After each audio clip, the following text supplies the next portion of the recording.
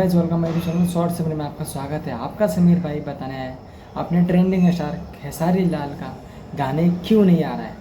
तो आप सभी को बता दूं, दिल्ली में अपने ट्रेंडिंग स्टार खेसारी लाल जो शूटिंग कर रहे हैं, और मैं आप सभी को बताया था पिछले वीडियो में कि वो गाना जो है सब आईडी पे अलग अलग टाइम पे अलग अलग दिन में एक एक गाना आएगा। तो बहुत सारा गाना का वीडियो शूट हो चुका है और थोड़ा बहुत उसमें काम जो बाकी है, इसलिए वीडियो जो है नहीं आ पा रहा है। और आप सभी को बता दूं, जो खेसारी लाल यादव जो बीच में गैप लेते हैं तो गाना बहुत ही बड़ा बनाते हैं, और बड़ा गाना बनाने के लिए थोड़ा टाइम देना पड़ता है। तो इसीलिए टाइम लग रहा है खेसारी लाल का गाना आने में। और मैं आप सभी से वादा करता हूँ बहुत जल्दी अपने ट्रेंडिंग स्टार खेसारी लाल का न्यू गाने का अपडेट लेके आने वाला हूँ।